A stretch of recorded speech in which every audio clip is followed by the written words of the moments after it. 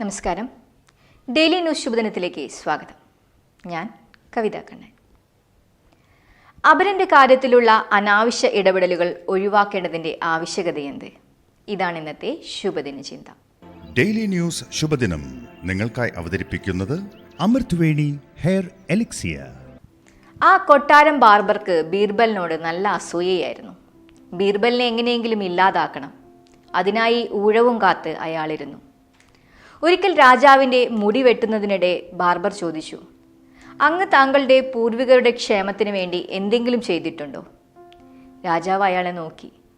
തൻ്റെ ചോദ്യത്തിന് പ്രതികരിക്കുന്നുണ്ടെന്ന് മനസ്സിലായ സന്തോഷത്തിൽ അയാൾ തുടർന്നു. ആളുകളെ സ്വർഗത്തിലേക്ക് എത്തിക്കുന്ന മാന്ത്രികനെ എനിക്കറിയാം. അയാൾ വിചാരിച്ചാൽ അങ്ങയുടെ ഒരു പ്രതിനിധിയെ അവിടേക്ക് എത്തിച്ച് താങ്കളുടെ പൂർവികരുടെ ക്ഷേമത്തിനായി പ്രവർത്തിക്കാം. രാജാവിന് സന്തോഷമായി.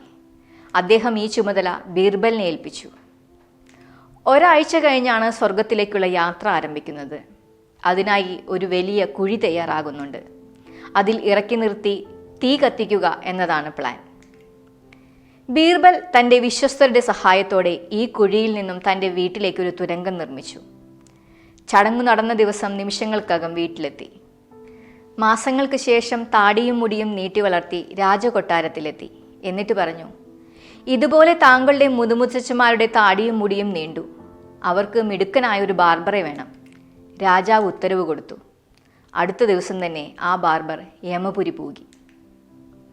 ശ്രേഷ്ഠമായതിനെ ഇല്ലാതാക്കാനുള്ള ശ്രമം ഉപേക്ഷിച്ചാൽ തന്നെ സമൂഹത്തിൽ സ്വാഭാവികമായ നന്മകൾ ഉടലെടുക്കും. ആളുകളുടെ ചിന്തകൾ മാറും, പെരുമാറ്റ രീതി മാറും. അപരൻ്റെ കാര്യങ്ങളിലുള്ള അനാവശ്യ ഇടപെടലുകൾ അവസാനിക്കും. അവിടെ നവീന ആശയങ്ങളും പദ്ധതികളും രൂപപ്പെടും. വികസനമുണ്ടാകും. നാട് പുരോഗതിയിലേക്ക് യാത്ര ചെയ്യും. മികവിനെ അംഗീകരിക്കാം, മികവിനെ പ്രോത്സാഹിപ്പിക്കാം. ശുഭദിനം.